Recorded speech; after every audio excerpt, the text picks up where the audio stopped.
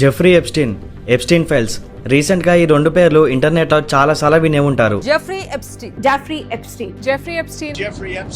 అయితే ఈ Epstein files అంటే ఏంటి, ఇందులో పెద్ద పేర్లు ఎందుకు వినిపిస్తున్నాయి, ఈ ఎప్స్టీన్ ఫైల్స్ కి మోడీకి ఏం సంబంధం, American president Donald Trump, Microsoft founder Bill Gates, world greatest scientist Stephen Hawking, pop dancer Michael Jackson, వీలే కాకుండా వేరే రంగాల్లో టాప్ పొజిషన్ లో ఉన్న వాళ్ళు, అలాగే సెలబ్రిటీస్, రిచెస్ట్ బిజినెస్ మ్యాన్స్, ఇంకెంతో మంది ఇందులో ఉన్నారు. కానీ వీళ్ళందరికీ కామన్ లింక్ వచ్చేసి జెఫ్రీ ఎప్స్టీన్, అలాగే అతని ప్రైవేట్ ఐలాండ్. అసలు ఈ జెఫ్రీ ఎప్స్టీన్ అంటే ఎవరు, ఈ ఎప్స్టీన్ ఫైల్స్ కి వీళ్ళందరికీ ఏం సంబంధం, ఈ పూర్తి ఇన్ఫర్మేషన్ ని ఈ వీడియోలో తెలుసుకుందాం.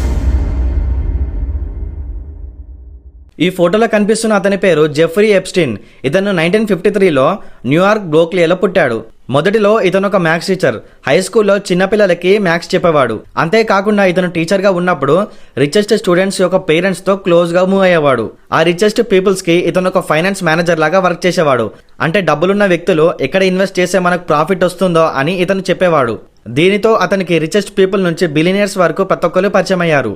అలా ఇతను బిలినియర్స్ తో వర్క్ చేస్తూ కొన్ని రోజులకి ఇతను కూడా ఒక పెద్ద బిలినియర్ అయ్యాడు. దీనితో అతను అమెరికాలలో పెద్ద బిల్డింగ్స్ అలాగే విల్లాస్ కొన్నాడు. అలాగే ఇతను యూరోప్ లో హై ఎండ్ ప్రాపర్టీస్ అలాగే లగ్జరీ ఐలాండ్ ని కొన్నాడు.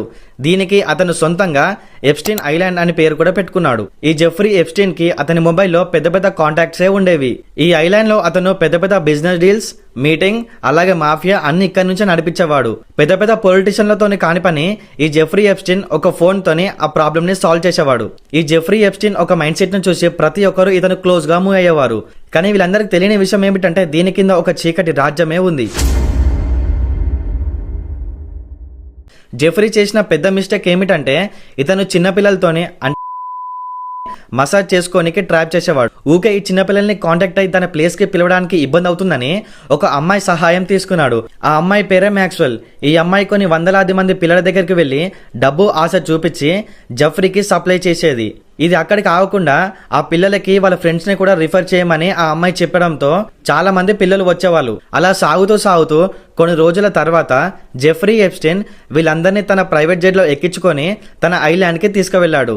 అక్కడికి వెళ్లిన వెంటనే మొదటిగా చేసిన పని ఆ పిల్లల యొక్క ఫోన్ అలాగే పాస్పోర్ట్ ని లాగుకున్నాడు. దీనితో ఆ పిల్లలకి ఎటు పోవాలో తెలియక అక్కడనే స్టక్ అయిపోయారు. తనని ఆ ఐలాండ్ లో ఎవరు అడిగేవారు లేకపోవడంతో ఆ పిల్లలకి మొత్తం మందు ఇచ్చి ఇష్టం వచ్చినట్టు వాడుకునేవాడు. దీనితో వాళ్ళ ఫ్రెండ్స్ కి కూడా రిఫర్ చేశారు. వాళ్ళు కూడా చిన్న పిల్లలను చూడకుండా ఇష్టం వచ్చినట్టు యూజ్ చేసుకునేవారు. అలాగే పెద్ద బిలియనియర్స్ అలాగే బిజినెస్ మ్యాన్స్ హాలిడే ట్రిప్స్ కి ఇక్కడికి వచ్చి ఎంజాయ్ చేసేవారు. అంతేకాకుండా ఈ చిన్నపిల్లల్ని ప్రతి ఒక్కరికి సప్లై చేసేవాడు.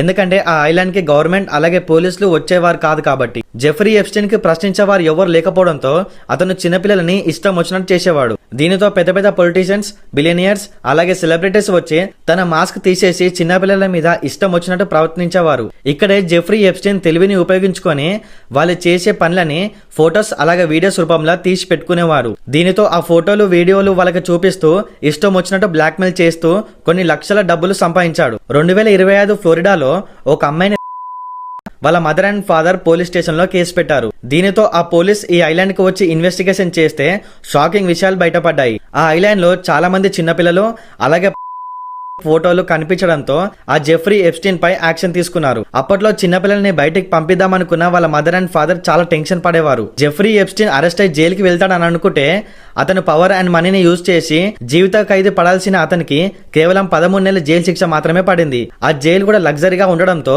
అతను డైలీ బయటికి వెళ్లి వర్క్ చేసుకుని నైట్ వచ్చి ఆ జైల్లో స్టే చేసేవాడు. అలా జైలుకి వెళ్లి బయటికి వచ్చినా కానీ ఈ పనులని చేయడం ఆపలేదు. ఇతన్ని చేసిన మోసాలని ప్రపంచం మొత్తం మర్చిపోయినా గానీ ఒక జర్నలిస్ట్ మాత్రం ఇతని గురించి బయట పెట్టాలని సీరియస్ యాక్షన్ తీసుకుంది. దీనివల్ల గవర్నమెంట్ అలాగే పోలీసులకు ప్రెజర్ ఉండడం వల్ల ఇన్వెస్టిగేషన్ చేయడం స్టార్ట్ చేసింది. ఇన్వెస్టిగేషన్ లో పెద్ద బిలియనియర్స్, రిచెస్ట్ బిజినెస్ మ్యాన్ అలాగే సెలబ్రిటీస్ ఫోటోస్ అండ్ వీడియోస్ ఉండడంతో వెంటనే జెఫ్రీ ఎప్స్టీన్ ని 2019లో అరెస్ట్ చేశారు.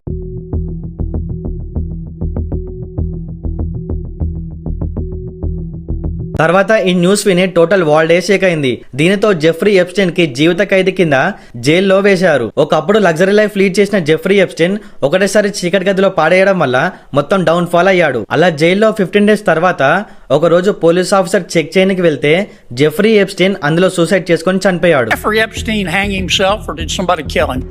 Jeffrey Epstein has died by suicide. Jeffrey Epstein has taken his own life. Jeffrey Epstein has taken his own life.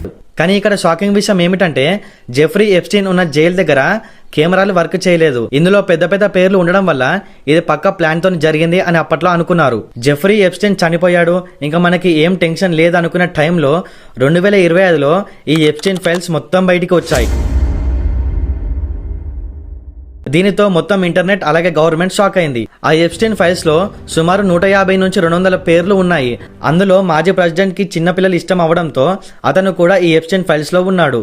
అలాగే ఆ Epstein files లో ముఖ్యంగా వినిపించిన పేరు డొనాల్డ్ ట్రంప్. ఈ డొనాల్డ్ ట్రంప్ కి ఆ ఐలాండ్ కి ఎటువంటి సంబంధం లేదు, కేవలం జెఫ్రీ ఎప్స్టీన్ ని క్యాషియోలో కలిసేవాడు అని న్యూస్ రిపోర్ట్స్ చెప్పారు. అప్పట్లో ట్రంప్ ది కూడా ఒక వాయిస్ రికార్డ్ వైరల్ అయింది. జెఫ్రీ ఎప్స్టీన్ నా క్లోజ్ ఫ్రెండ్, అలాగే అతను సేమ్ నాలాగానే జీవించేవాడు, అతనికి చిన్నపిల్లలంటే ఎంతో ఇష్టం అని చెప్పాడు. ఇవన్నీ విన్న తర్వాత కూడా నేను నమ్మలేదు, కానీ ఈ ఒక్క వీడియో చూసిన తర్వాత నమ్మాలనిపించింది.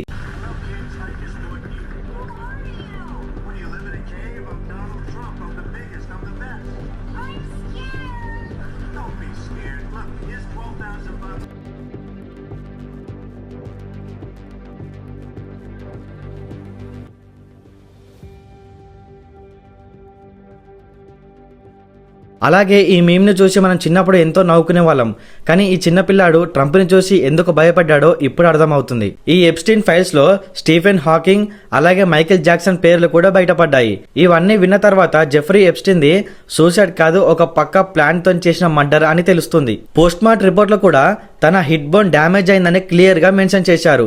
ఒకవేళ అతను హ్యాంగ్ చేసుకుంటే ఈ హిట్ బోన్ అంతలా డ్యామేజ్ అవ్వదు, కేవలం గొంతు పెసికి చంపితే మాత్రమే ఆ హిట్ బోన్ డ్యామేజ్ అవుతుంది అని చెప్పాడు. ఇంకొకటి షాకింగ్ విషయం ఏమిటంటే అమెరికాలో అది కూడా ఒక జైల్లో సీసీ కెమెరాలు వర్క్ చేయలేవంటనే విచిత్రంగా ఉంది. చిన్న డౌట్ రాకుండా జెఫ్రీ ఎప్స్టీన్ కథ అక్కడితో క్లోజ్ చేశారు.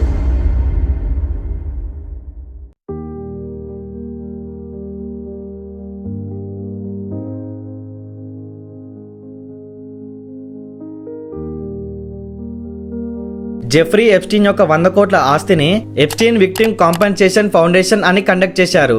ఎవరైతే చిన్నపిల్లలు జెఫ్రీ ఎప్స్టీన్స్ వల్ల వాళ్ళ లైఫ్ స్పాయిల్స్ అయ్యాయో వాళ్ళకి అమౌంట్ పే చేశారు. $150 మిలియన్ అంటే సుమారు 1200 కోట్లని 125 మందికి పంచారు. వాళ్ళు కోల్పోయిన బాల్యానికి పడ్డ కష్టానికి ఈ డబ్బు సరిపోదు, కానీ ఈ డబ్బుతో ఇంకో కొత్త జీవితాన్ని స్టార్ట్ చేయడానికి ఉపయోగపడుతుంది. తర్వాత ఆ ఐలాండ్ ని సేల్ కి పెట్టడంతో ఒక రిచెస్ట్ బిజినెస్ మ్యాన్ ఆ ఐలాండ్ ని కొని మొత్తం ఆ ఐలాండ్ నే మార్చేశాడు. ఇంకా ముందు ముందు ఎవరెవరి పేర్లు బయట పడతాయో చూద్దాం. ఈ ఎప్స్టీన్ ఫైల్స్ డాక్యుమెంటరీ మీకు నచ్చినట్టయితే ప్లీజ్ నాకు సపోర్ట్ చేసి నా ఛానల్ ని సబ్స్క్రైబ్ చేయండి. This is Manideep signing off.